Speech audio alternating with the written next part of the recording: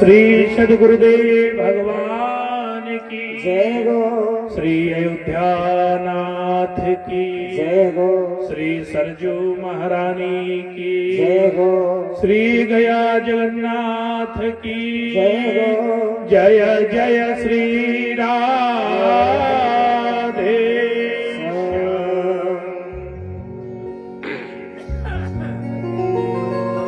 अखिल कोटि ब्रह्मांड नायक जगत नियंता जगता धारण आनंद कंद सच्चिदानंद अकारण करुणा वर्णालय भगवान श्री जी के चरणों में बारंबार प्रणाम करते हुए श्री सद्गुरुदेव भगवान के चरणों में बारंबार प्रणाम करते हुए यहीं से अयोध्या हनुमानगढ़ी रामलला सरकार सरजू महारानी को प्रणाम करते हुए आज आपके इस ग्राम हरौरा में भगवान की परम पावन कथा प्रारंभ होने जा रही है। जजमान के रूप में आदरणीय दुबे परिवार यहाँ पर विराजमान है। ऐसी अद्भुत कथा को हम लोग श्रवण करें, उससे पूर्व सबसे पहले हम भगवान के चरणों का आश्रय लें और भगवान के चरणों का हम सभी लोग आइए आश्रय लेते हैं और प्रेम से भगवान का ध्यान करते हैं कि गोविंद मेरो है, गोपाल मेरो है। सभी गाइए। मेरो है, गोपाल मेरो है, गोविंद मेरो है, गोपाल मेरो है। शिवा के बिहारी नंद लाल मेरो है, शिवा के बिहारी नंद लाल मेरो है। शिवा के बिहारी नंद लाल मेरो है, शिवा के बिहारी नंद लाल मेरो है। गोविंद मेरो है, गोपाल मेरो है। गोविंद मेरो है, गोपाल मेरो है। गोविंद मेरो है, गोपाल मेरो है। हरि बोल।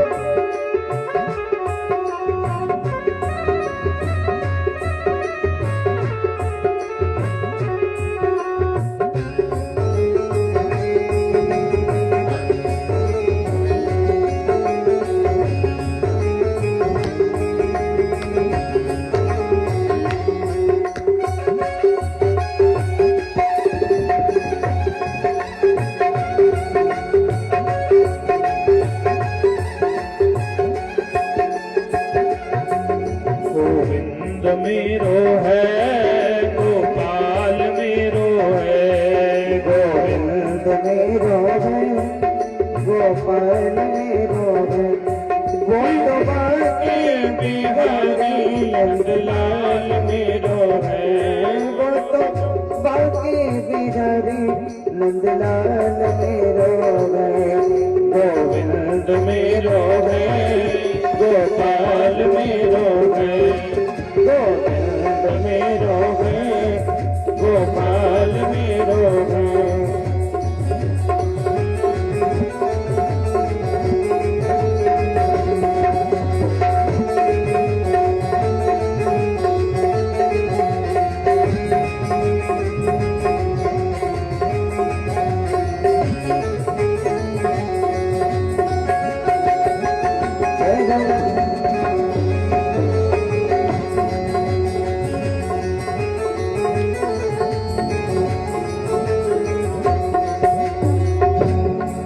शिवा के बिहारी नंदलाल मेरो है, शिवा के बिहारी नंदलाल मेरो है। शिवा के बिहारी घनश्याम मेरो है। वो तो बाकी बिहारी घनश्याम मेरो है। गोविंद मेरो है, गोपाल मेरो है। गोविंद मेरो है, गोपाल मेरो है। गोविंद मेरो है, गोपाल मेरो है। गोविंद मेरो है, गोपाल मेरो है। गोपाल मेरो है, गोपाल मेरो है। गोपाल मेरो है।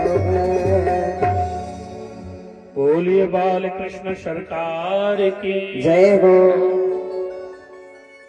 तो आइए परम पावन मंगलमय कथा को हम लोग श्रवण करें। जिस कथा को श्रवण मात्र जीवन के समस्त पाप कट जाते हैं, ये वो परम पावनी कथा है। जिसे श्रवण करने मात्र से ही जीव को परम कल्याण मिलता है। ये भागवत कथा है। भागवत कथा में 4 शब्द हैं। कौन कौन से? भा, गा, बा और ता। अगर इनका भाव जाने तो भा का मतलब है भजन करो, और जब भजन करेंगे तो बा का मतलब है वैराग ज्ञान। भजन और गा ज्ञान, बा वैराग और ता तारने वाला। भैया भजन करोगे तो भजन करते करते भगवान का ज्ञान प्राप्त होगा, और जब भगवान के ज्ञान प्राप्त हुए तो वैराग आ जाएगा, और वैराग आया तो भैया मोक्ष तो मिलना ही मिलना है। तारने वाला शब्द है ता। अभी वैराग्य के मतलब नहीं कि कथा सुने और हुआ कमंडल उठाए और अयोध्या चले आए। नहीं सोचो कि कथा सुने जाएं और घर द्वारों छोड़े का पड़ जाए, तो कथा सुनने से लाभ क्या होगा? वैराग्य का मतलब सीधा सा अर्थ ये समझिए कि संसारिक रूप में हम रहें तो घर परिवार में, लेकिन घर परिवार के साथ साथ हम परम प्रभु परमात्मा की शरणागत भी रहें। और नहीं तो पता पड़े घरे में हम दिन भर रहें और घर में रहते कभी फुर्सत ही न मिले भगवान के लिए, तो ऐसा जीवन भी व्यर्थ है। जीवन व्यर्थ है। क्यों? क्योंकि हम समय नहीं दे पा रहे हैं भगवान के लिए।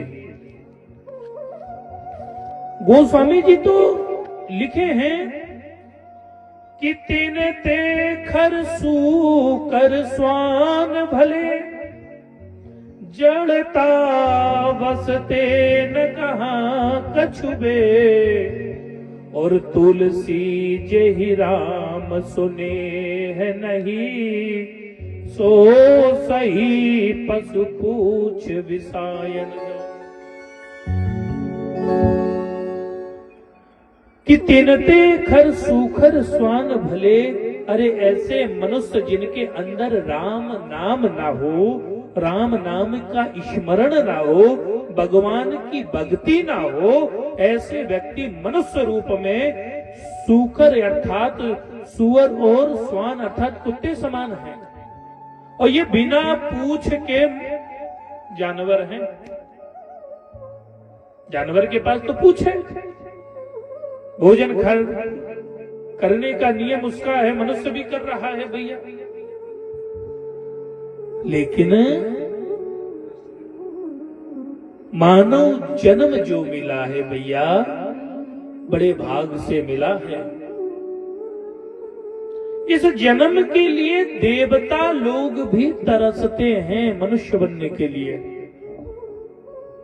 गोस्वामी जी लिखे ना, बड़े भागे मानुष्य तन पावा, सुर दुर्लभ सद ग्रंथन गावा। बड़े भागे मानुष्य तन पावा दुर्लभ सत कृतन गावा बड़े भाग्य मुस्तन पावा दुर्लभ सत कृतन गावा बड़े भाग्य मनुष्य तन पावा सुर दुर्लभ सद ग्रंथन गावा बड़े भाग्य मनुष्य तन पावा दुर्लभ सत कृतन गावा सुर दुर्लभ सद ग्रंथन गावा सुर दुर्लभ सद ग्रंथन गावा। तो भैया मनुष्य का जन्म भी बड़ा अनमोल है। सुर दुर्लभ सद ग्रंथन गावा। जो हमारे ग्रंथ है ना उनमें भी यह लिखा गया है कि यह जन्म मनुष्य को दुर्लभ है, वो देवताओं को दुर्लभ है। अच्छा हमें मिल गया, किस लिए मिला? हमें मिला जो मनुष्य जन्म, आखिर मिला क्यों? किसी ने कहा महाराज बढ़िया बढ़िया भोजन करने के लिए मिला है। देवता लोगों को भी मनुष्य ही तो भोजन करा रहा है यज्ञ हवन के माध्यम से। हमें भी बढ़िया भोजन करना चाहिए क्योंकि जीवहा जो है वो स्वाद देखती है।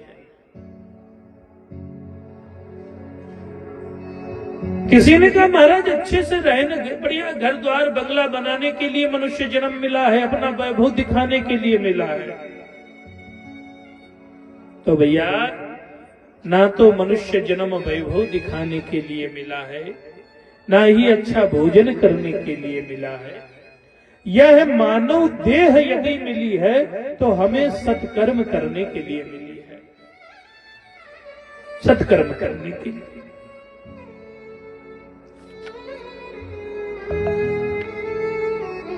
और जो हम कथा श्रवण करने जा रहे हैं सज्जनों, कोई साधारण नहीं है।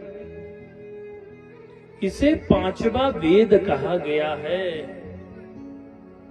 चार वेद तो हैं ही, लेकिन पंचम वेद के रूप में भागवत जी को कहा गया है। और ये वेद तो है, ये है वेद भगवान है और साक्षात भागवत जी ही श्री कृष्ण हैं। जिस समय उद्धव जी महाराज ने देखा कि भगवान श्री कृष्ण परम धाम जा रहे थे संसार से, तो उद्धव जी ने कहा कि महाराज ये बताइए कि अभी आपने भगवत गीता का उपदेश दिया महाभारत के युद्ध में संसार के कल्याण के लिए,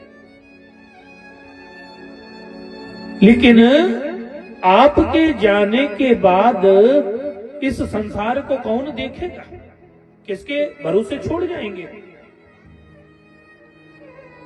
तब स्वयं श्री कृष्ण जी भगवान भागवत रूप में विद्यमान हो गए हैं। इसीलिए भागवत जी को भगवान कृष्ण का वांगमय स्वरूप कहा गया है। क्या कहा गया? वांगमय स्वरूप कहा गया है। किसको? भागवत जी को। और भैया जहां पर भागवत की पोथी स्थापित हो जाती है ना, वहां स्वयं कृष्ण आकर विराजमान हो जाते हैं। हम लोग वृंदावन में रहते थे तो वहां एक संत थे, पढ़े लिखे नहीं थे बिल्कुल, कुछ श्लोक स्तुति तो आती ही नहीं थी, बस वो तो राधे राधे राधे राधे जपा करते। एक दिन कथा में उन्होंने सुन रखा था कि भागवत ही स्वयं कृष्ण है, भागवत ही स्वयं कृष्ण है। गए बाजार से भागवत की पोथी ले आए, धूप दीप नैवेद्य रोज करें, रोज उसका पूजन करें और बड़े प्रेम से उसकी स्तुति गावें, जय गोविंद जय गोपाल करें। संस्कृत आती नहीं थी, तो एक दिन सुबह सुबह आरती कर रहे थे भागवत जी की पोथी की। इतने में कुछ पढ़े लिखे लोग आ गए। जब ज्यादा पढ़ जाते हैं लोग तो वो ज्ञान देते हैं। कुछ जने होते ना, चलते फिरते ज्ञान बांटते रहते हैं। अच्छा, ज्ञान बांटे ठीक है, कुछ जने होते हैं तार्किक। ऐसा क्यों हुआ, ऐसा किस लिए होता है? तो वो पहुंच गए पंडित जी के पास में, साधु जी के पास में। बोले महाराज पढ़े लिखे नहीं हो, ये भागवत जी आखिर लाए क्यों हो? पोथी क्यों खरीदी भाई? पैसा लगाया और आपको एक भी श्लोक आता है? श्लोक जानते हो? संत ने हाथ जोड़ लिया, कहीं देखो भैया, ये जो श्लोक है ना, ये आप सबके लिए है। श्लोक आप सबके लिए है। अरे मैं जानता हूं ये कृष्ण है, मेरे लिए तो वह लोक है। इस श्लोक को आप ही रखें, मुझे इस श्लोक से कोई मतलब नहीं। उन संत पर भगवान ने कृपा की और भागवत जी से ही प्रकट होकर संत को दर्शन दिया है। सच में ये बड़ी महिमा है भागवत की। बोलिए भागवत महापुराण की जय। तो अद्भुत महिमा है भागवत जी की।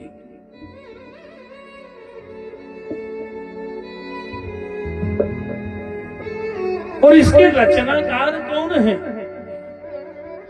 वेदु व्यास जी। वेदु व्यास जी इस संसार के सबसे बड़े ज्ञानी हैं।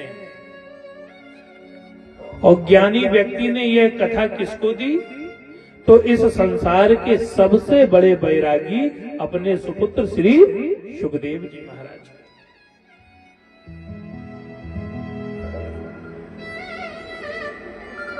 और ये जो भागवत जी की कथा श्री सुखदेव जी महाराज ने भी श्रवण कराई तो जिज्ञासु व्यक्ति को।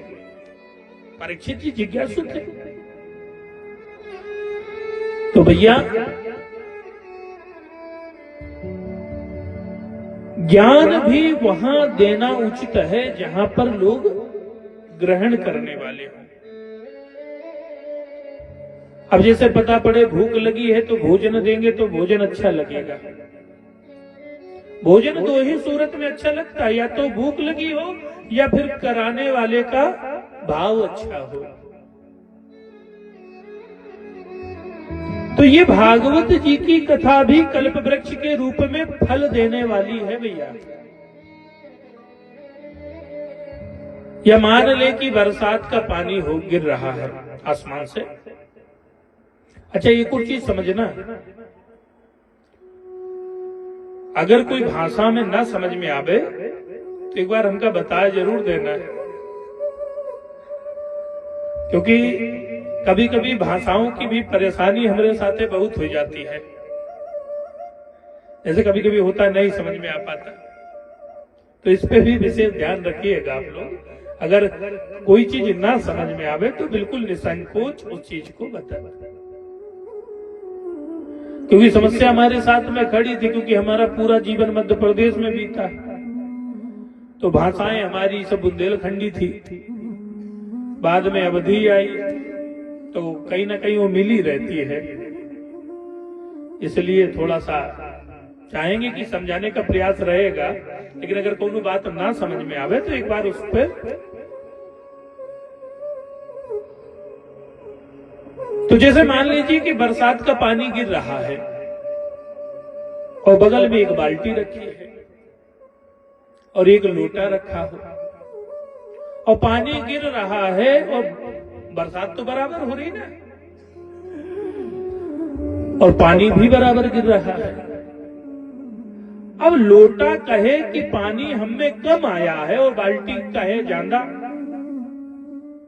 तो इसमें गलती किसकी, लोटे की है या बाल्टी की? लोटा अगर दोष दे कि प्रभु पानी तुमने मुझे कम दिया है, तो गलती किसकी है? गलती लोटे की है।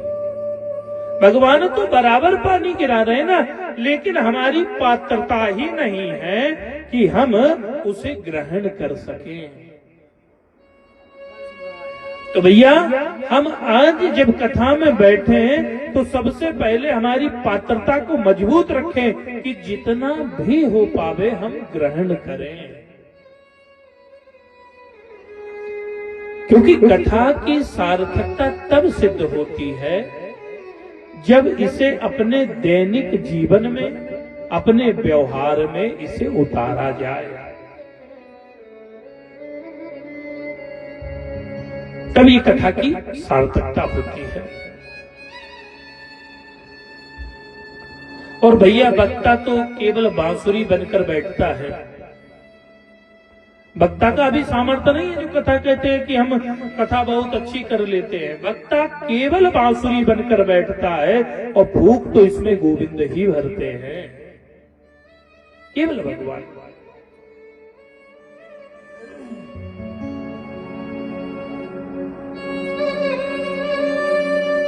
तो आइए हम लोग कथा के महत्व के बारे में जाने, क्योंकि कलिकाल में भक्त जब तक यह ना जाना जाए कि इसका सुनने से फायदा क्या है, तब तक कोई कार्य नहीं कराता। कौनो पूजा करनी हो तो जब तक जान न ले कि पूजा से लाभ क्या है, तब तक आदमी नहीं कराता।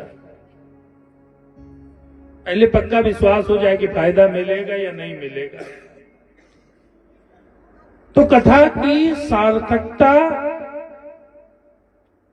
के लिए कथा के महत्व को हम लोग श्रवण करें। श्रीमद् भागवत है क्या कि श्रीमद् भागवतम नाम पुराण लोक विरेश्वतम श्रोत्वाक्षते यत्तो मम संतोष कारणम,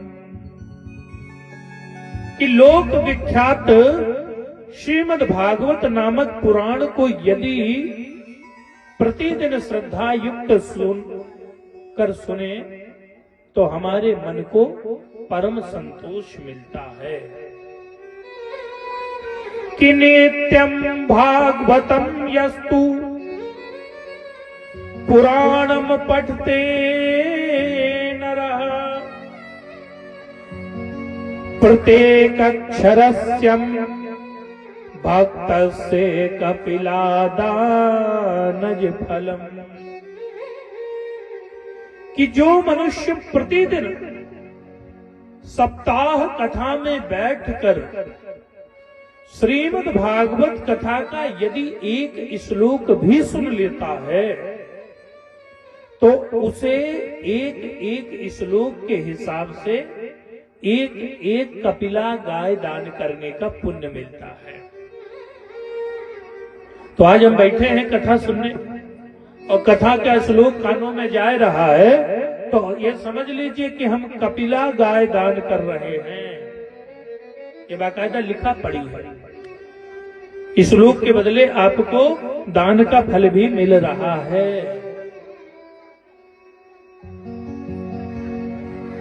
ये नहीं कि जजमान जी करवाए हैं तो जजमान जी फल पा रहे हैं। जो बैठा है, जिसके कान में श्लोक गया है भागवत जी का, वो प्रत्येक व्यक्ति एक एक कपिला गाय दान का पुण्य प्राप्त कर रहा है।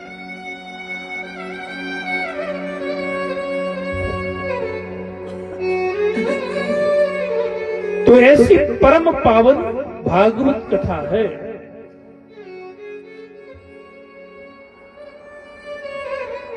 आइए हम सभी लोग भागवत जी के प्रथम श्लोक का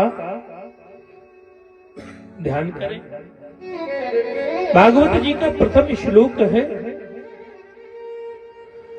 सच्चिदानंद रूपाय विश्वोत्पत्त्याधेतवे तापत्रय विनाशाय श्री कृष्णाय वयं नमः। श्री कृष्णाय वयं नमः।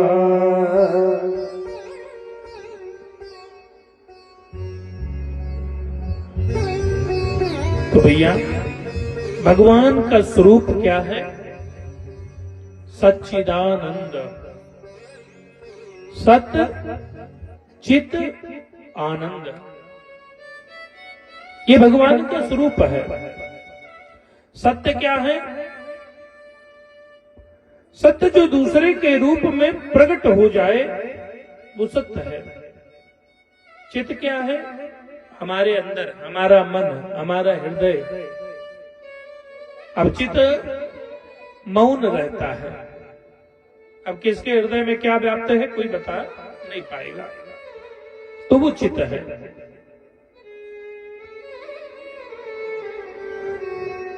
सच्चिदानंद, सत्य चित और आनंद।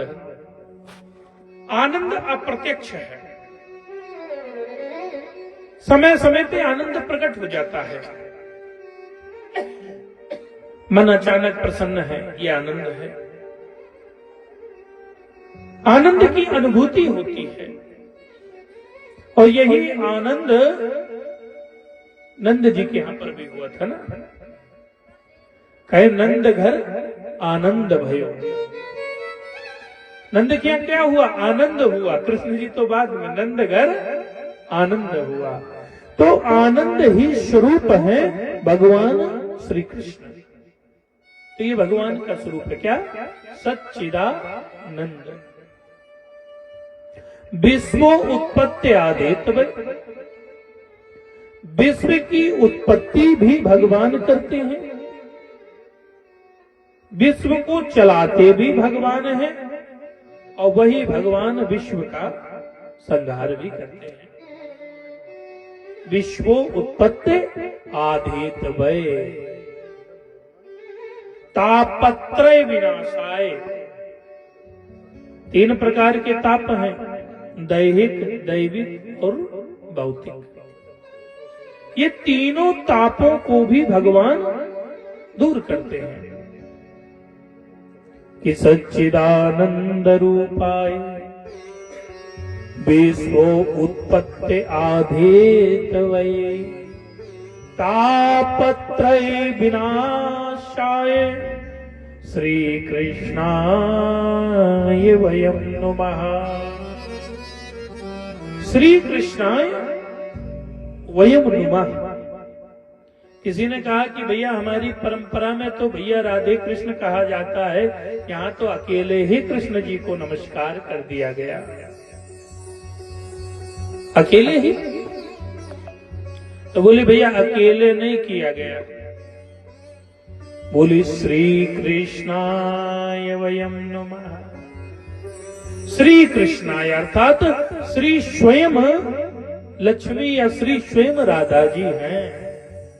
तब श्री कृष्णाय वयं नमः। क्योंकि कृष्ण जी को मनाने के लिए, कृष्ण जी से अगर कोई कार्य सिद्ध कराना है भैया, तो सहारा तो राधा जी का लेना पड़ेगा ना। और बिना राधे राम से कुछ होने वाला ही नहीं है।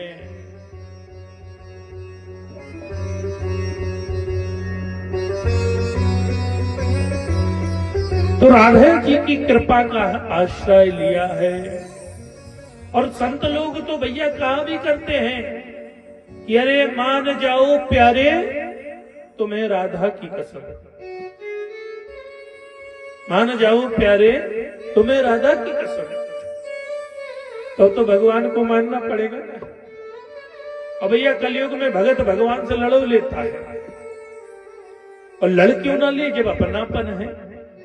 अगर वही भगवान मंदिर तक सीमित हैं तो बस वो मंदिर तक हैं। जब भगवान को अपने से जोड़ा जाए, कहा जाता है ना रिलेशन ऑफ हार्ट, दिल से संबंध रखे।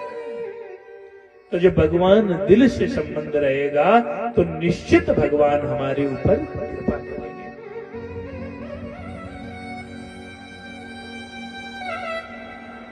जब भगवान श्री राम जी को ढूंढ रहे थे सभी लोग, पृथ्वी भी करुण पुकार में थी, तो शंकर भगवान ने कहा कि देखो कहां भटकोगे, कहां मिलेंगे। तो शिव जी ने कहा कि देखिए भगवान कहां मिलेंगे। हरि व्यापक सर्वत्र समाना, हरि व्यापक सर्वत्र समाना, हरि व्यापक सर्वत्र समाना, हरि व्यापक सर्वत्र समाना, प्रेम से प्रकट होई मैं जाना, प्रेम से प्रकट होई मैं जाना, प्रेम से प्रकट होई मैं जाना, प्रेम से प्रकट होई मैं जाना। तो भगवान शिव ने कहा कि स्वयं प्रभु व्याप्त है, हेलो चराचर में व्याप्त है भैया, लेकिन प्रकट कब होंगे। प्रेम ते प्रकट होई में जाना। हेलो तो श्री भगवान की यहां पर स्तुति की है। आज श्री राम वर्णन करते हुए श्री सूत जी महाराज नैमिषारण्य की पावन पुनीत भूमि पर हैं,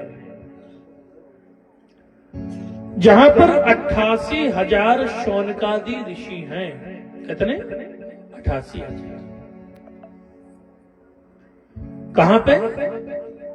कि तीरथ बर नए मीस विख्याता, तीरथ बर नए मीस विख्याता, तीरथ बरन मिस विख्याता, तीरथ बर नए मीस विख्याता, तीरथ बरन मिस विख्याता, तीरथ बर तीरथ बरन मीस विख्याता, अति पुनीत था सच सिद्धिदाता, अति पुनीत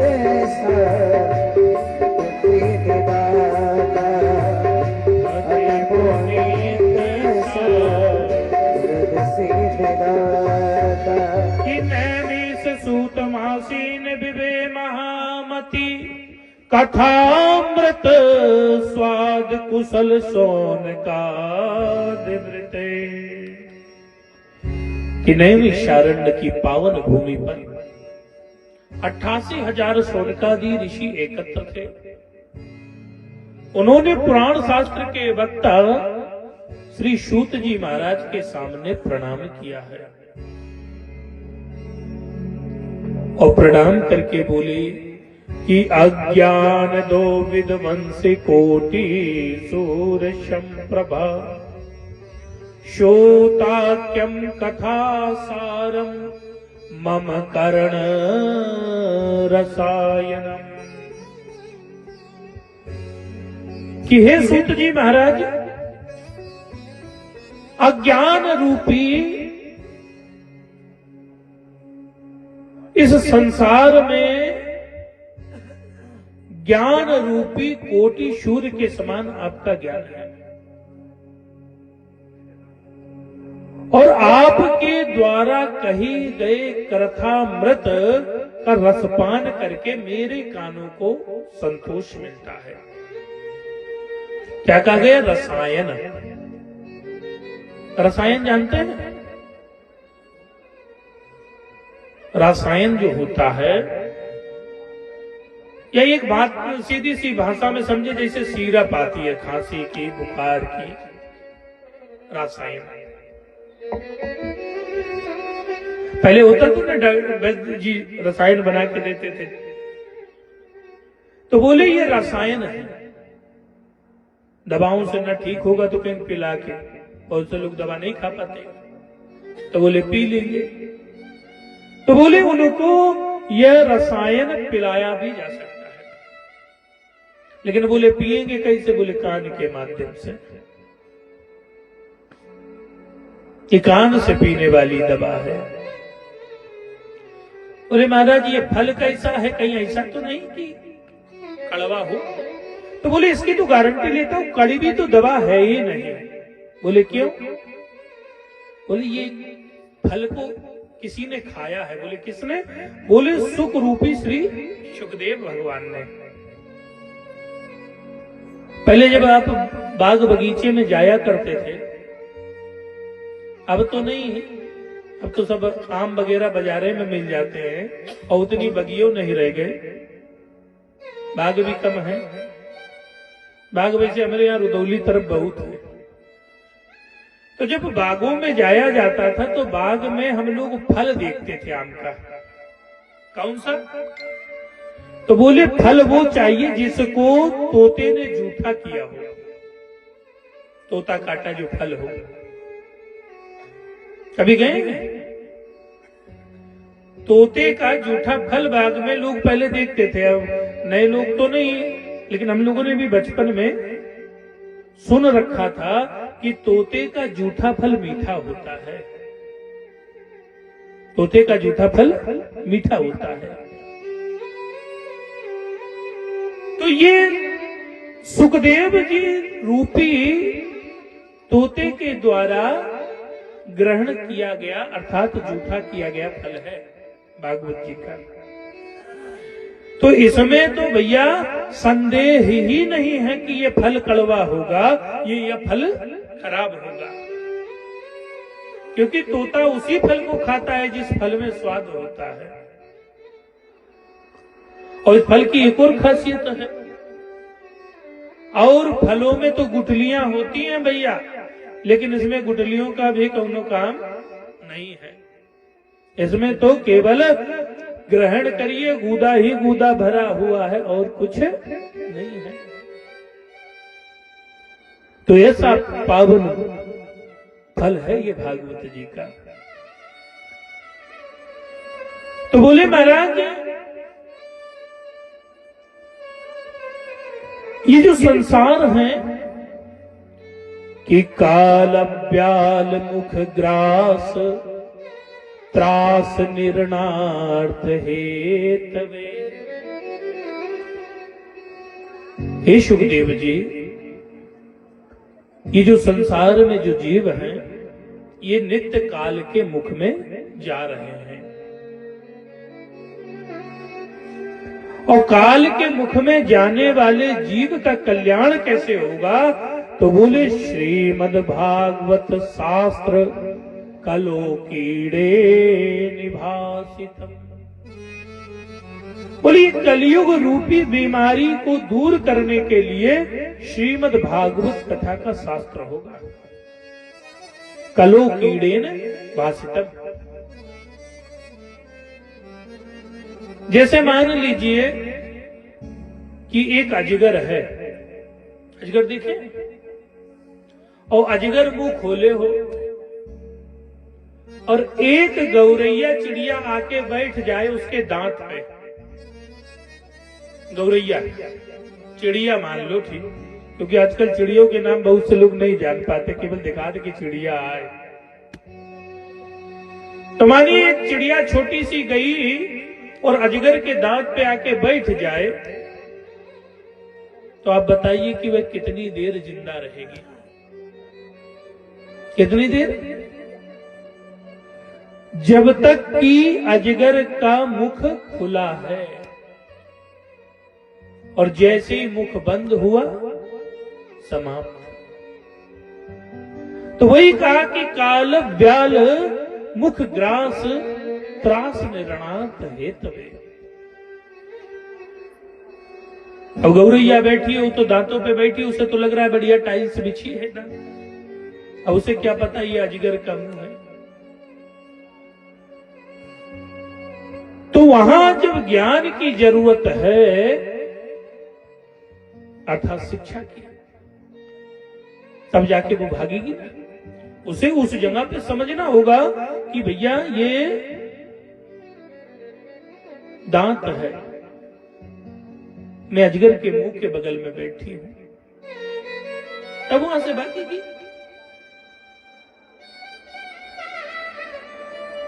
तो उसी प्रकार से कलयुग रूपी बीमारी को दूर करने के लिए श्रीमद् भागवत जी की पावन कथा का आश्रय होता है। ये कथा कहां से चली कि नैमिषारण्य में सूत जी ने कही, नैमिषारण्य में सूत जी ने कही, नैमिषारण्य में सूत जी ने कही, नैमिषारण्य में सूत जी ने कही, संत के कान से हो करिए सही, संत के कान से हो करिए सही। भागवत की कथा, भागवत की कथा, भागवत की कथा, भागवत की कथा, भागवत की कथा, भागवत की कथा, भागवत की कथा, भागवत की कथा।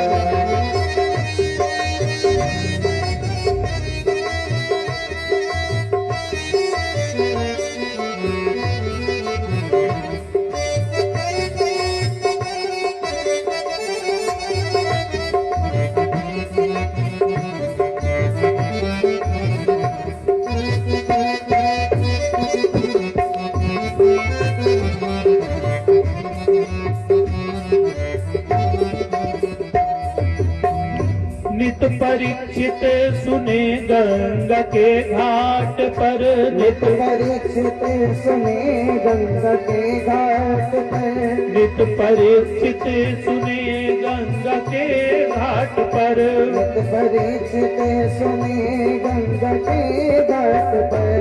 व्यास नंदन के मुख से ये पावन कथा, व्यास नंदन के मुख से पावन कथा। इसको सुनने से मिटती है मन की व्यथा, इसको सुनने से मिटती है मन की व्यथा। भागवत की कथा, भागवत की कथा, भागवत की कथा, भागवत की कथा। ये है कल्याणकारी है पावन कथा, ये है कल्याणकारी है पावन कथा। ये है कल्याणकारी है पावन कथा, ये है कल्याणकारी है पावन कथा। भागवत की कथा, भागवत की कथा, भागवत की कथा, भागवत की कथा। भागवत की कथा, भागवत की कथा, भागवत की कथा, भागवत की कथा, भागवत की कथा, भागवत की कथा। बोलिए श्रीमद् भागवत महापुराण की जय हो। जयकारा बड़ी जोर से लगाओ वैसे आप लोग, देखो जयकारा लगावा करो तेज, खाए पाए कि नहीं आए ना। हाँ એવું हमो नहीं खाए हैं। हाँ भैया, नहीं सोचो कि पंडित बाबा बैठ के खाए पिए बढ़िया आराम से बैठे हैं, तो जयकारा में कमी ना हो चाहिए साहब। जैसे भरत कुंड में लगावत रहो अपन वैसे लगवाओ। देखो यह दो यजमान बैठे हैं, एक जने के ससुराली भवन, फिर नैहरे में कथा हो रही है। बोलिए वृंदावन बिहारी लाल की जय हो। तो भैया बड़ी पावन कथा है भागवत जी की। तो सूत जी महाराज बोले देखिए कथा को श्रवण करिए, लेकिन कथा को श्रवण करने के लिए श्रोता बनना होगा। श्रोता कई प्रकार के हैं? तो श्रोता वैसे 3 प्रकार के हैं। पहले श्रोता जो उन कथा बैठ के प्रेम से सुनते हैं। दूसर सरौता। पहले तो श्रोता हो गए, जब कथा सुने। दूसर हो गए सरौता। जैसे सरौता सुपारी काटा करत है वैसे उनके मुंह चला करता है।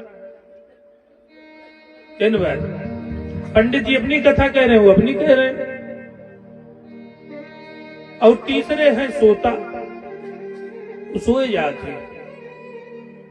अच्छा, कथा में पहुंचे के बाद सारी चिंताएं तो इसे भी दूर हो जाती है, तो सुकून भी मिलता है, तो में नींद आ जाती है। नींद भी कथा में बहुत अच्छी आती है। एक हमारे यहां सेठ जी थे, कथा सुनने गए। और जब कथा सुनने गए तो कपड़ा की बहुत बढ़िया दुकान। अब पहुंच गए, दिन भर दुकान में थके हारे, कथा में जैसे पहुंचे बस नींद लग गई।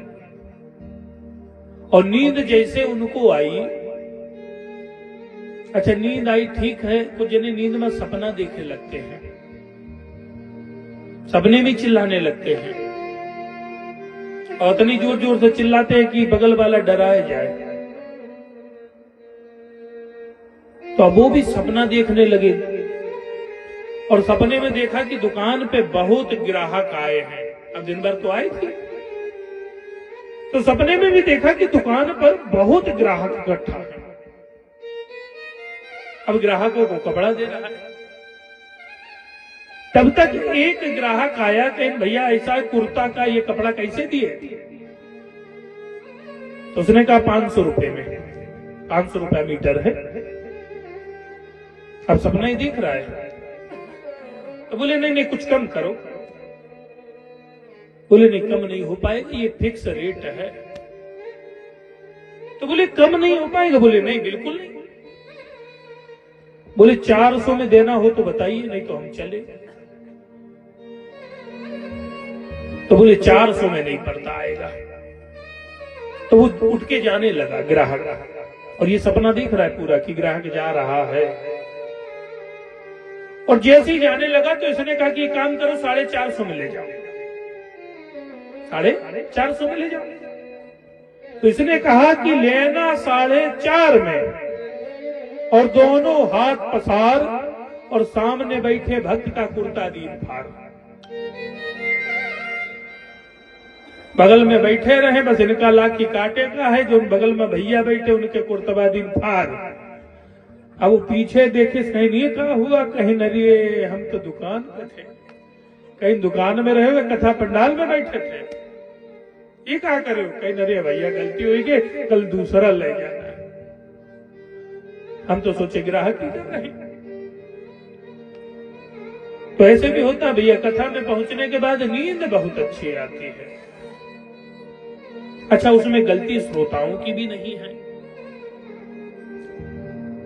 त्रेता युग में कुंभकर्ण की पत्नी थी जिनका नाम था निंदरा,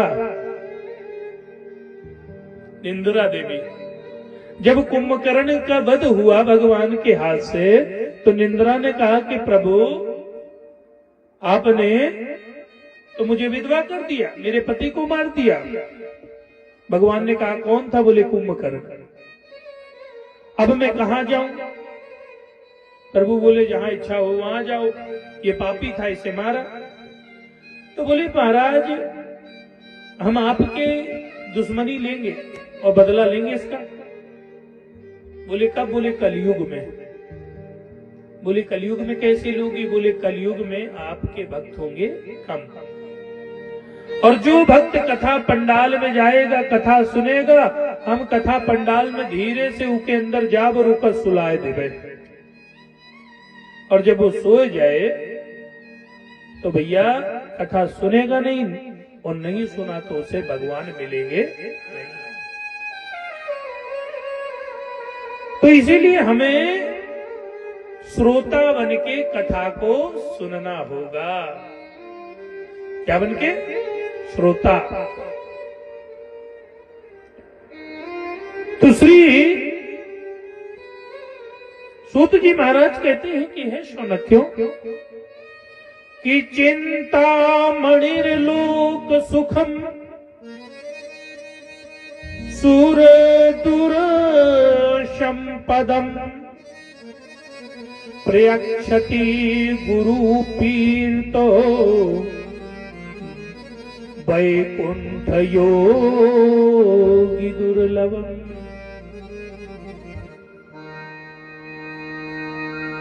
हे शौनक्यों, सबसे पहले कथा सुनने से पहले अपने गुरु के प्रति श्रद्धा रखें।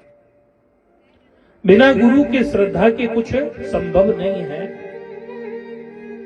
क्योंकि संसार में जो चिंतामणि होती है, चिंतामणि जानते हैं, जिसे अगर चिंतामणि मिल जाए तो उसकी समस्त चिंताएं दूर हो जाएंगी। और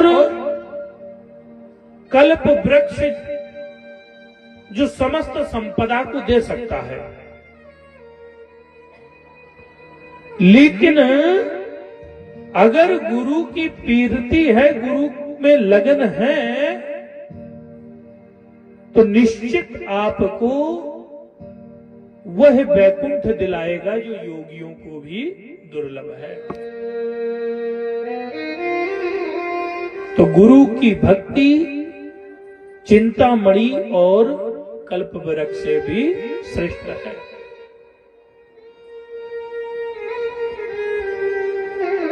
आज कथा को श्रवण कराते हुए कहते हैं कि सुन, ये संसार में दो सबसे बड़ा रोग है, दो बीमारी संसार में बहुत बड़ी है। बोले कौन सी? बोले माया और मोह। ये दो बीमारी जिसको लग गई वो इस भव सागर और इस संसार से पार नहीं पा पाता।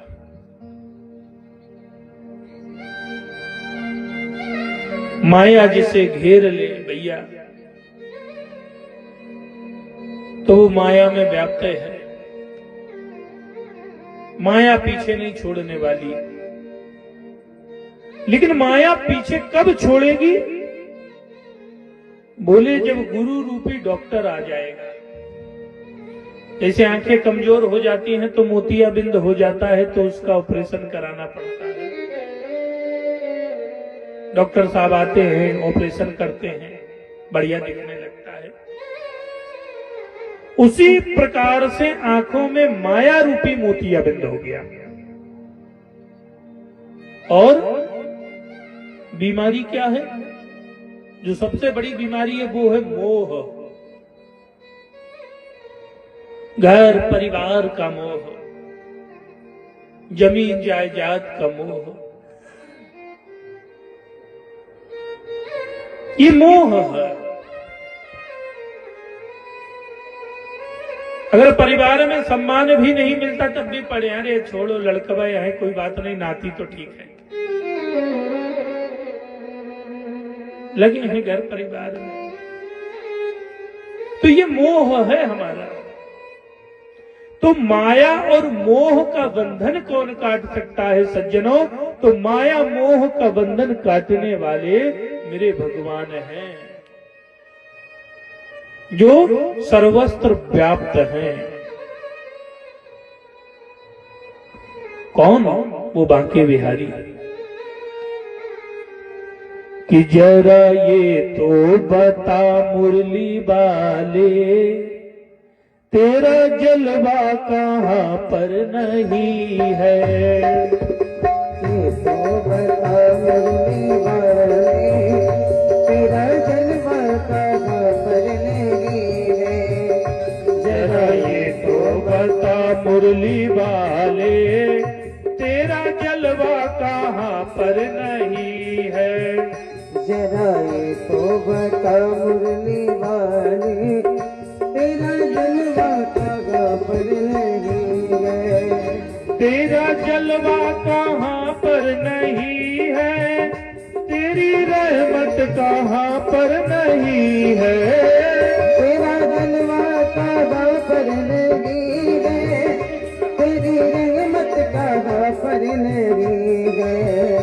जरा ये तो बता मुरली वाले, तेरा जलवा कहाँ पर नहीं है। जरा ये तो बता मुरली वाले, तेरा जलवा कहाँ पर नहीं है। लेकिन ताली बजाते रहिए। देखो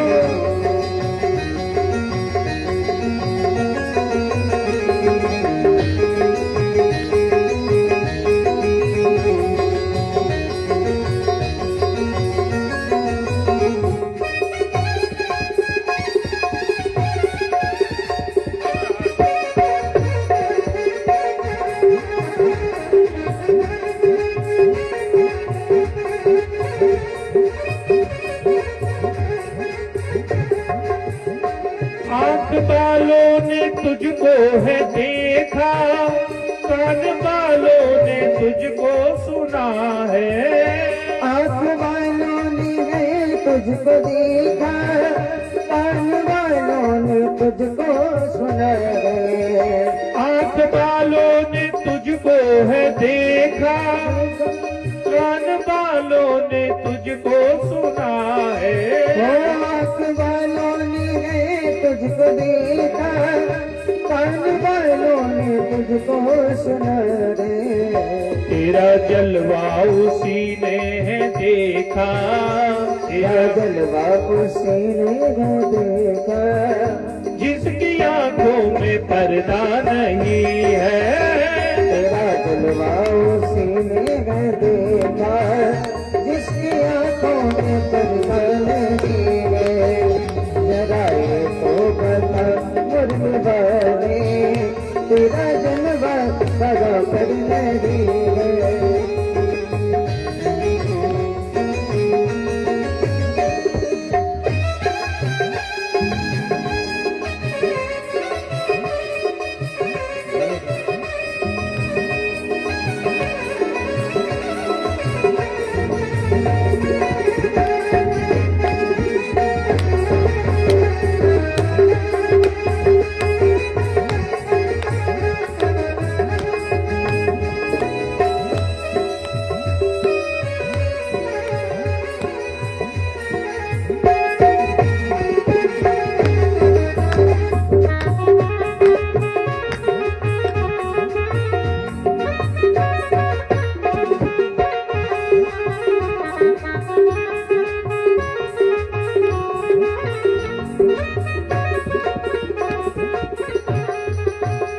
लोग पीते हैं पी पी के गिरते, हम जो पीते हैं गिरते नहीं है। लोग पीते हैं पी पी के गिरते, हम भी पीते हैं गिरते नहीं है। लोग पीते हैं पी पी के गिरते। अब पीने वाली बात से आप समझे गए ये कहाँ कहाँ गिरते हैं। ये पीने वाला जो पदार्थ है ये काहे के बनता है। महुआ, महुआ का अगर पेड़ देखे हो आप, देखे तो ये महुए का पेड़ है। तो जब पेड़ में महुआ लगता है, अभी इसके बाद महुआ लगने वाला सीजन आ रहा है, तो जब पेड़ में महुआ लगता है तो महुए में जब फूल लग जाते हैं तो एक को पाती नहीं रहती, पूरा पेड़ खत्म हो जाता है, जल जाता है पूरा पेड़। तो महुए में एक भी पत्ती नहीं रहती, यानी वो महुए का फूल संकेत दे रहा है कि देखिए कि जिसने मुझे जन्म दिया, मैंने जन्म लेते ही सब साफ कर दिया। एक भी पत्ती नहीं बची है। और गलती से जो हमका पिए तो उनके काव काव साफ करेंगे। लोग पीते हैं पी पी के गिरते, हम जो पीते हैं गिरते नहीं है। लोग पीते हैं पी पी के गिरते, हम जो पीते हैं गिरते नहीं है। मैंने पिया हरि नाम का प्याला, मैंने पिया हरि नाम का प्याला, ये अमीरों की मदिरा नहीं है। ये पिया हरि नाम का प्याला, ये अंगूरों की मदिरा नहीं है। कि जाम पर जाम पीने से क्या फायदा, कि जाम पर जाम पीने से क्या फायदा, अरे रात को पी सुबह को उतर जाएगी। अरे प्यारे हरि नाम का प्याला पीकर तो देख, तेरी सारी उम्र नशे में बीत जाएगी। मैंने पिया हरि नाम का प्याला, मैंने पिया हरि नाम का प्याला, ये अमीरों की मदिरा नहीं है। तो माता मुरली वाले, तेरा जलवा दादा पर नहीं है।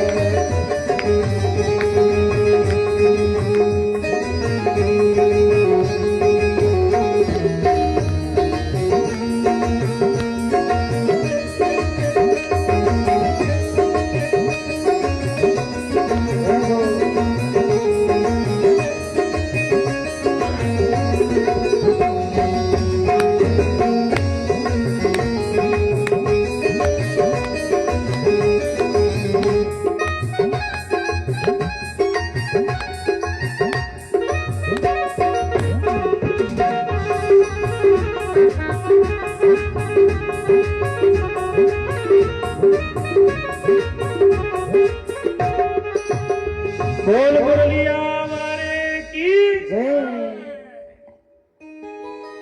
जयकारे और ताली में कमी न रखा करें। देखो ताली बजाने से बहुत फायदा है। ताली बजाने से ब्लड प्रेशर की समस्या दूर हो जाती है। ताली जब बजाएंगे तो बीपी वगैरह नहीं होगा, तो बीपी की समस्या दूर हो जाएगी ताली बजाने से।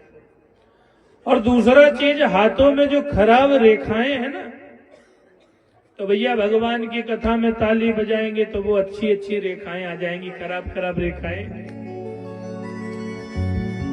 तो ताली बजाने में यही फायदा है। अच्छा, कुछ जने की रेखा खराब होती, कुछ जने जानबूझ के कई लिए थे।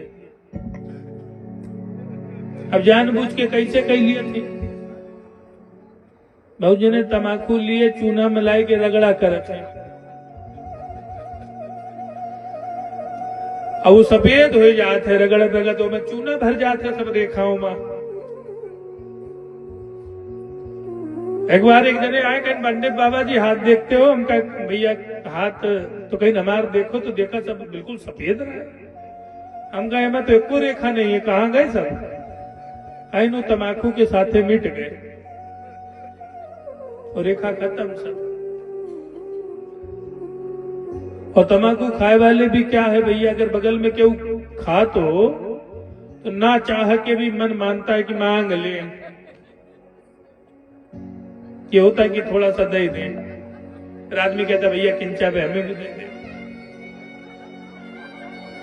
ये तमाकू मांगने वालों का स्वभाव।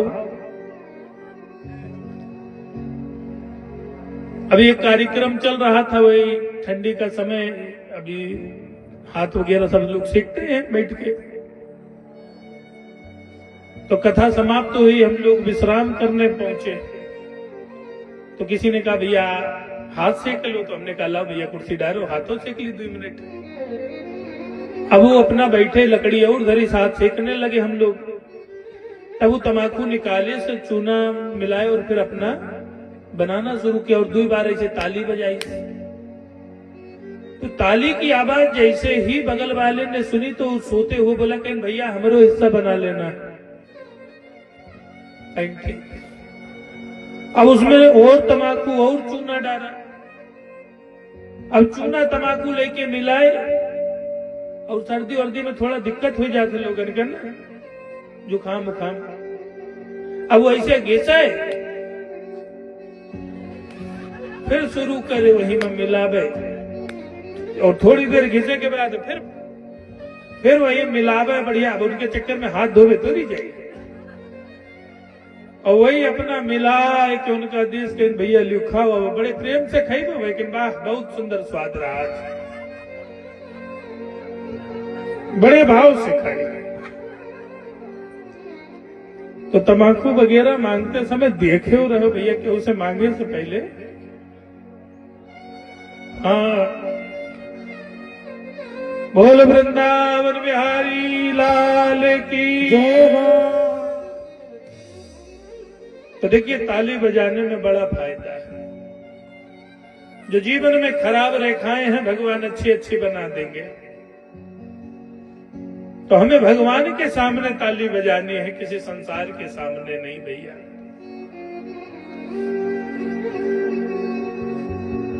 तो आज सूत जी महाराज कहते हैं कि है सौनक्यों, ये वो भागवत कथा में श्रवण कराने जा रहा हूं जो देवताओं को भी दुर्लभ है। अरे जिस समय राजा परीक्षित जी को श्रीमद् भागवत जी की कथा को सुनाने के लिए सुखदेव जी जा रहे थे, तो अपने कार्य में कुशल देवता पहुंच गए अमृत का कलश लेके। हे सुखदेव महाराज प्रणाम। सुखदेव जी ने कहा, हे देवेंद्र कैसे आना हुआ? बोले महाराज ये कथा हमें सुनाओ। बोले ये कथा? बोले हाँ। बोले मैं तो परीक्षित को सुनाने जा रहा हूं, अमृत का कलश दे दिया, लो पिला देना, कोई नहीं मार पाएगा। बोले अच्छा।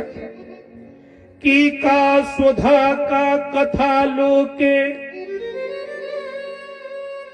कहां ये अमृत और कहां ये कथा? इस कथा रूपी अमृत की बराबरी तुम्हारा अमृत करेगा? तुम तो वही बात करते हो कि कांच के टुकड़े और मणि की तुलना कर रहे हो। ये कथा मणि रूपी है और ये अमृत कांच के टुकड़ा जिसे राहु जैसे दैत्य भी चुरा के पी गए। हे देवताओं ये कथा तुम्हें नहीं मिलेगी। देवता लोग उदास होकर सीधा ब्रह्मा जी के पास पहुंच गए। ब्रह्मा जी के पास में जैसे ही देवता पहुंचे हैं, ब्रह्मा बाबा से हाथ जोड़ा कि हे ब्रह्मा जी, ये जो कथा है सुखदेव जी ने हमें नहीं दी, वो परीक्षित को दे दी। हम में क्या कमी थी?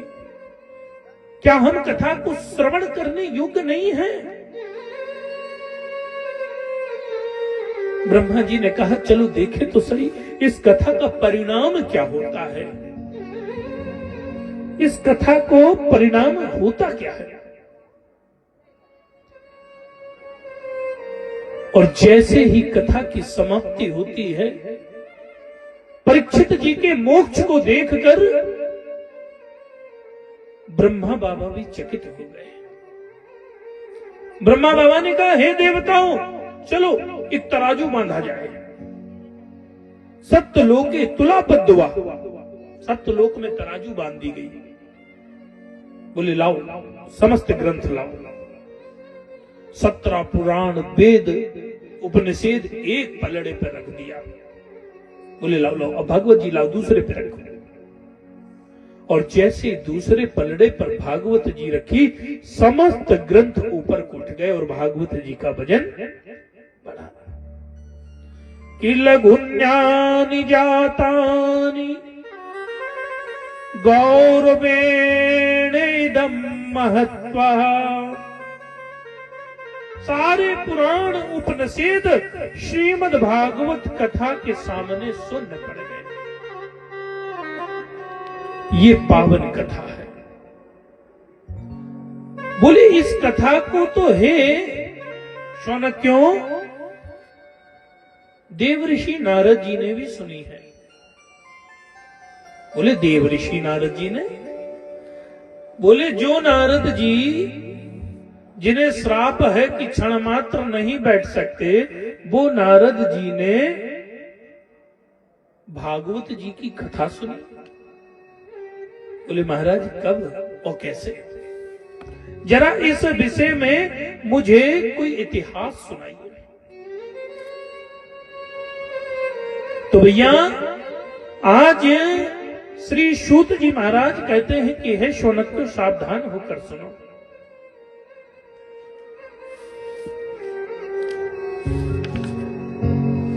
एक बार श्री नारद जी महाराज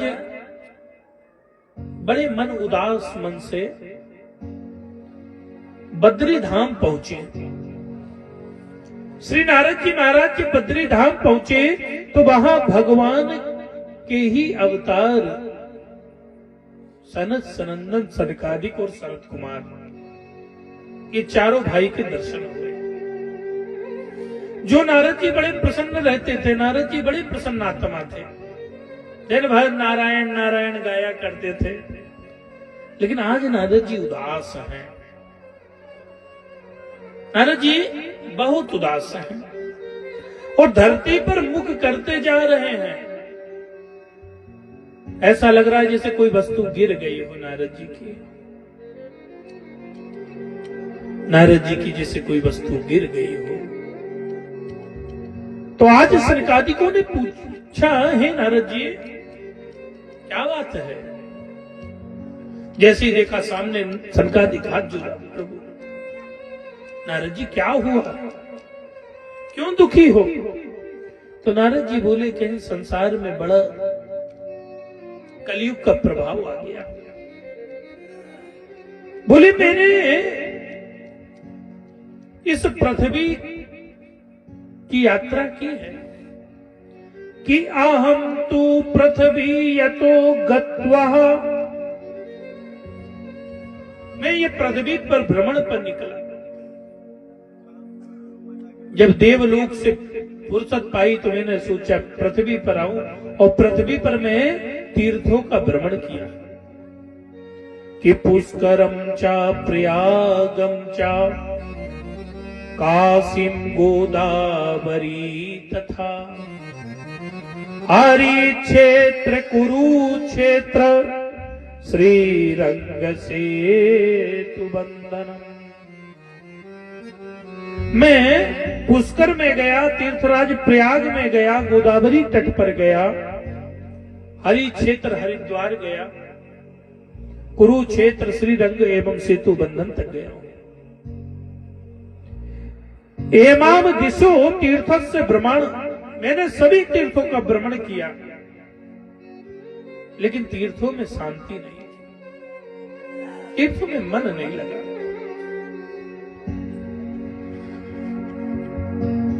तीर्थों में स्वामित्व के लिए लोग लड़ रहे हैं, मंदिर मठों के लिए लड़ाई हो रही है।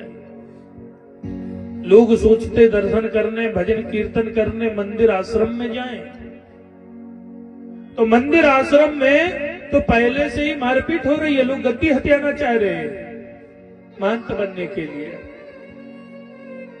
तो वहां शांति नहीं है। कलयुग ने तो ऐसा प्रवेश कर दिया है कि आश्रमों की व्यवस्था भी दूषित हो गई है, और घरों में तो कलयुग इतना व्याप्त हो गया है कि लोगों की बुद्धि तक दूषित हो गई है। कि तरुणी प्रभुता ग्रहे शाल को बुद्धिदायी कह, कन्या विक्रेण लोभ दाम्पत्येन चाकलहो। कि तरुणी प्रभुता ग्रहे, नारद जी कहते हैं कि हे सनकादिकों, घर में जो प्रभुत्व है, घर का जो मालिक व्यवस्था है, वो घर की माताओं ने संभाल लिया। घर में मनुष्य जो आदमी है उसकी कोई सुनता नहीं है। घर में जो पूरा मालिक पुरखा बने हैं कौन? घर की औरतें बन गई हैं। और बोले साल को बुद्धिदाई कहा, साला सलाहकार हो गया। माता पिताजी से कोनो मतलब नहीं, बोले साले साहब कहाँ हैं, तो बोले साल कहा सलाहकार, साल कहा बुद्धिदाई का, साले सलाहकार हो गए। अच्छा, प्रभु कृपा से अच्छी सलाह दी जाए तो अच्छी बात है, और नहीं तो साले साहब ने तो ऐसी सलाह दी थी कि पूरा महाभारत हो गया। वो साले साहब की देन आए रही कि महाभारत में सब समाप्त करवाए दिए। मामा शकुनी धृतराष्ट्र के साले साहब थे। तो अगर सलाह अच्छी है तो उसमें कोई दिक्कत नहीं है। बोले और कलिकाल में लोभ इतना बढ़ गया है कि जो विवाह शादी की परंपरा थी वो व्यापार बन गई।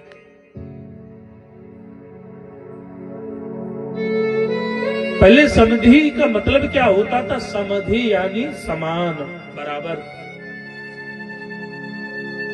लेकिन आज समधि का अर्थ केवल अर्थ के लिए है, अर्थ माने पैसा। तो बोले कन्या विक्रेण, लोग व्यापार करने लगे विवाह में। इतना दहेज चाहिए तभी विवाह होगा, और घर में कलेश तो लगा ही हुआ है। छोटी छोटी बातों में लड़ाइयां,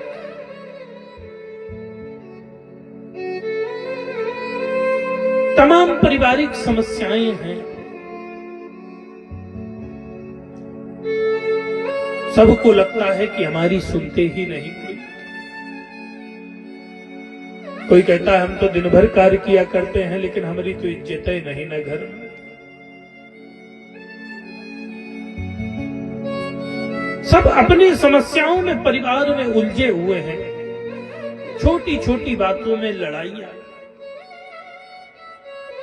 नारद जी महाराज कहते हैं कि बहुत स्थिति खराब है, कलिकाल इतना व्याप्त हो गया है कि लोग सुख से भोजन तक नहीं कर रहे हैं। ये कलयुग की दशा है। सनकादिकों ने कहा कि हे नारद जी, आप तो ज्ञानी हैं और आपसे क्या छुपा है? कलयुग में तो ये आम बात है,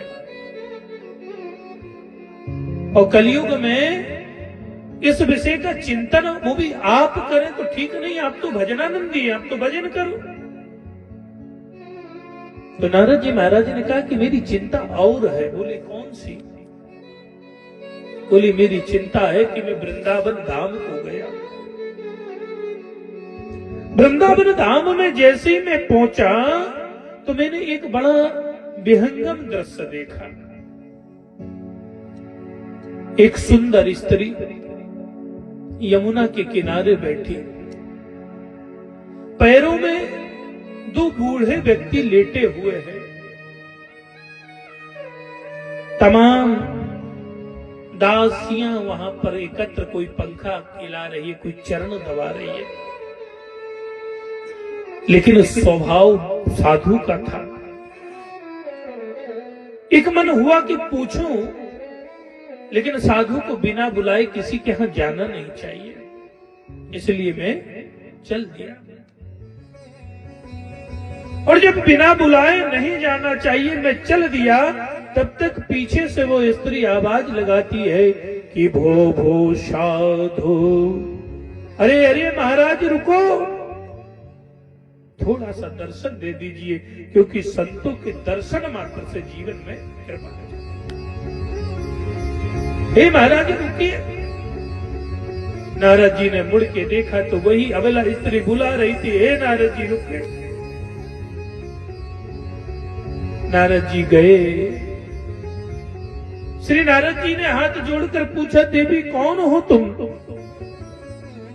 उसने कहा कि अहम भक्ति रीति ख्याता इमे तन में ओ मतो। हे नारद जी, मेरा नाम भक्ति है और ये जो दो बूढ़े व्यक्ति देख रहे हो ना, ये मेरे बेटे हैं। नारद जी महाराज ने अचंबा किया कि अरे तुम्हारा नाम भक्ति है, मान लिया तुम युवा हो, ये दोनों बूढ़े। हे माई, क्या हुआ? कौन सी समस्या है? बोले नारद जी, इनको कलयुग रूपी बीमारी ने घेर लिया है। नारद जी, यदि आप कोई उपाय जानते हो तो कृपया करके बताओ कि मेरे यह जो वृद्ध बालक है कैसे ठीक होंगे। और नारद जी, संसार में मेरे लिए शर्म की बात है कि माता सुंदर हो, जवान हो और बेटे बूढ़े हो। धिक्कार है मेरे जीवन पे नारद जी। नारद जी महाराज ने बार बार भगवत गीता का पाठ किया।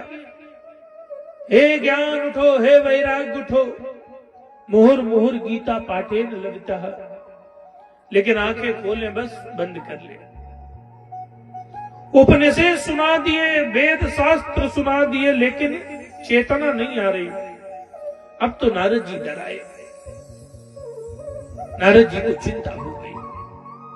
ए भैया, जब डॉक्टर अगर हैं और डॉक्टर की जितनी व्यवस्था हो, दवाई सब लगा दे, सुई जितनी है लगा दे, लेकिन मरीज अगर ठीक नहीं हो रहा तो डॉक्टर को चिंता होगी कि भैया जांच भी सब नॉर्मल चल रही है, दवाइयां भी जितनी होनी थी हमने कर दिया, लेकिन अभी ठीक क्यों नहीं हो रहा, ये चिंता है। वही चिंता नारद जी को है कि आखिर हमारा मरीज ठीक क्यों नहीं हो रहा। अब नारद जी बड़े परेशान। श्री नारद जी महाराज इतने परेशान हो गए तो नारद जी महाराज ने कहा कि चिंता मत करो माई, मैं उपाय जरूर लाऊंगा, धैर्य रखो। क्योंकि कहा गया है कि धीरज धर्म मित्र अरु नारी, धीरज धर्म मित्र अरु नारी, धीरज धर्म मित्र अरु नारी, ओ धीरज धर्म मित्र अरु नारी, धीरज धर्म, धीरज धर्म मित्र अरु नारी, आपत्ति काल परधियो चारी, आपत्ति काल परधियो चारी, धीरज धर्म मित्र अरु नारी, धीरज धर्म मित्र अरु नारी, आपत्ति काल परधियो चारी, धीरज धर्म मित्र अरु नारी, धीरज धर्म मित्र अरु नारी, आपत्ति काल परधियो चारी। तो बोले माई, धीरज धर्म मित्र और नारी, ये आपत्ति के समय परखने वाली चीज है। संकट के समय में व्यक्ति को धीरज नहीं खोना चाहिए, मुसीबत में धर्म नहीं छोड़ना चाहिए। संकट में मित्र की भी पहचान हो जाती है, गरीबी में पत्नी की पहचान हो जाती है।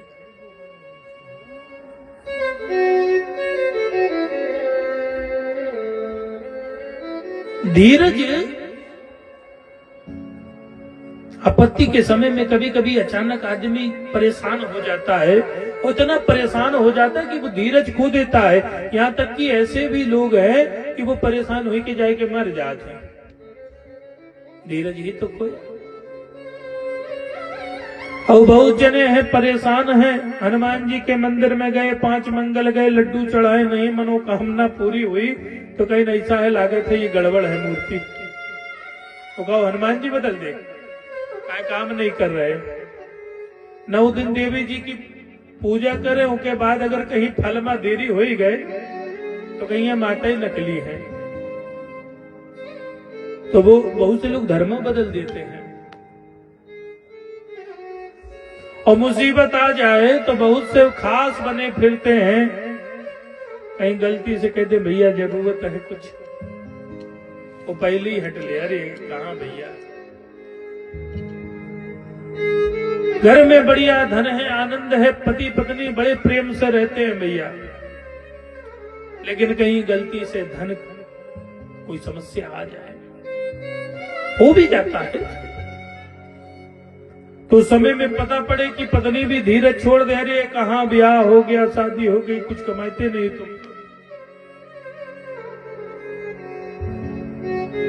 तो गरीबी में पत्नी की परीक्षा है, उसके धैर्य की परीक्षा है, संभाले रहे। तो आज नारद जी कहते हैं कि भक्ति मैया परेशान मत हो, धीरज रखो। तो आज भक्ति मैया कहती हैं, हे नारद जी कि तुम तसल्ली न दो, सिर पर बैठे रहो, तुम तसल्ली न दो, सिर पर बैठे रहो, रंग महफिल का सारा बदल जाएगा, रंग महफिल का सारा बदल जाएगा, तुम तसल्ली न दो, सिर पर बैठे रहो, तुम तसल्ली न दो, सिर पर बैठे रहो।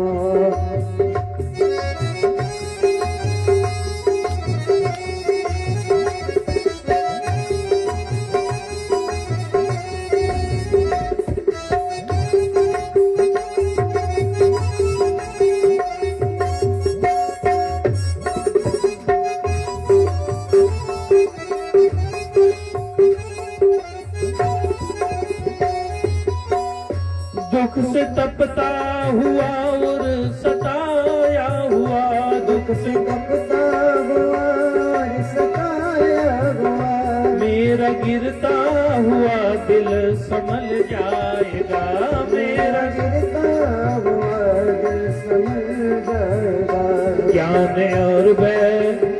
ज्ञान वैराग्य आए मेरे होश में, ज्ञान वैराग्य मेरे होश में, मेरे बेटों का जीवन सुधर जाएगा, मेरे बेटों का जीवन सुधर जाएगा, तुम तसल्ली न दो, सिर पर बैठे रहो, तुम तसल्ली न दो, सिर पर बैठे रहो, रंग महफिल का सारा बदल जाएगा, रंग महफिल का सारा बदल जाएगा, तुम तसल्ली न दो, सिर पर बैठे रहो, तुम तसल्ली न दो, सिर पर बैठे रहो।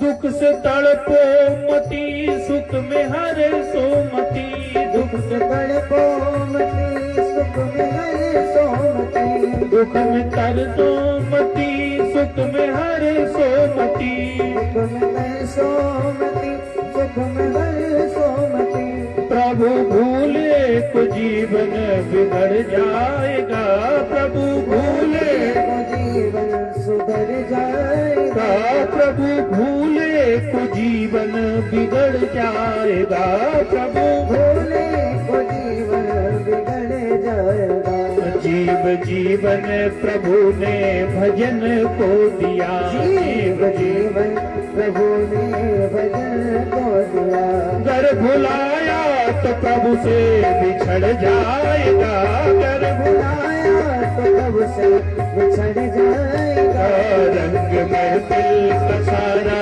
बदल जाएगा, रंग महफिल का सारा बदल जाएगा, जाएगा, रंग महफिल का सारा बदल जाएगा, रंग महफिल का सारा बदल जाएगा। तो आज नारद जी महाराज से कहते हैं कि हे नारद जी, आप केवल बैठे रहिए, क्योंकि आपके बैठने से मेरे मन का बोझ हल्का हो रहा है।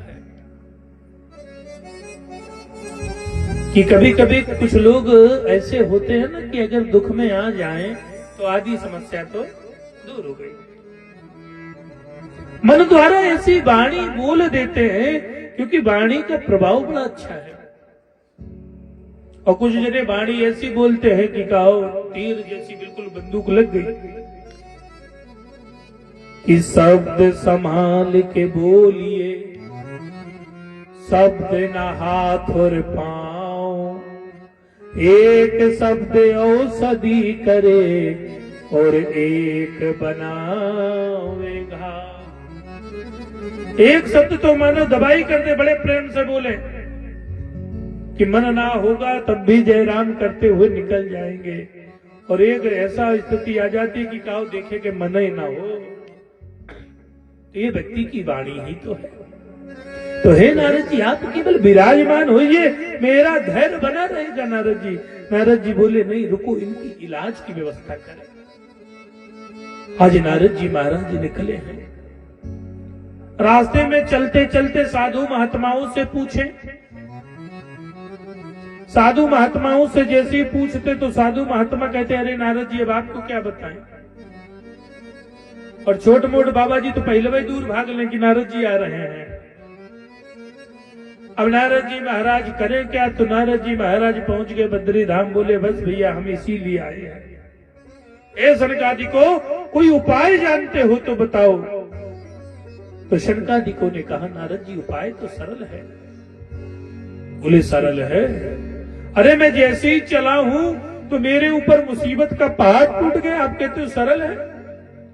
समस्या ज्ञान वैराग्य की थी ही, और जैसे ही आगे गया तो आकाशवाणी होती है, नारद सत्कर्म करो, सत्कर्म करो। अब ये चिंता बड़ी विचित्र की ये सत्कर्म है क्या? सत्कर्म है क्या? आखिर है कौन सी चीज? सत्कर्म है क्या? नारद जी महाराज यही पूछ रहे। बोले सत्कर्म है ये कथा, लोगों को कथा श्रवण करा दी जाए, यही सत्कर्म है। नारद जी महाराज, कौन सी कथा? नारद जी से कहते हैं, सरकादी की कथा की बात करते हो? नारद जी याद करो, जिस समय पाराशर नंदन व्यास जी महाराज असंतोष में थे, तब आपने ही उपाय बताया था, और आप ही की कृपा से व्यास जी ने श्रीमद् भागवत की रचना की। नारद जी ने मूड पे हाथ ठोका, कहीं नरे ये तो हमरे बताया हुआ। बस भैया फिर क्या था? बोले गुरुदेव अब आप सब कथा सुनाओ। नारद जी महाराज ने कहा कि चलिए। सनकादिकों ने कहा, देखो नारद जी, हम जा नहीं सकते, वृंदावन बहुत दूर है। नारद जी बोले वृंदावन दूर है तो भैया भक्ति तो आ सकती है, लेकिन दूठू लड़कबे जो बीमार है उनका कहां ले आवे? बोले कोई उपाय बताइए। तो बोले एक काम करो, दोनों के मध्य का जो स्थान होगा कथा वही होगी। बोले दोनों के मध्य का स्थान कौन सा है? बोले जितनी दूरी बद्री धाम से हरिद्वार की है, उतनी ही दूरी हरिद्वार से वृंदावन की है। बोले फिर? बोले हरि की द्वार पर कथा होगी। आज शनकादिकों ने नारद जी महाराज को श्रोता बनाया है और ज्ञान वैराग्य के लिए संकल्प कर कर श्रीमद् भागवत जी की कथा कही है। और जैसे श्रीमद् भागवत जी के सप्ताह परायण कथा हुई है सज्जनों, दोनों ज्ञान और वैराग्य बड़े आनंद में आ गए और उठकर नाचने लगे और सब गाने लगे, श्रीमन नारायण नारायण नारायण। नारायण श्रीमन्नारायण नारायण नारायण श्रीमन्नारायण नारायण नारायण श्रीमन्नारायण नारायण नारायण श्रीमन्नारायण श्रीमन्नारायण श्रीमन्नारायण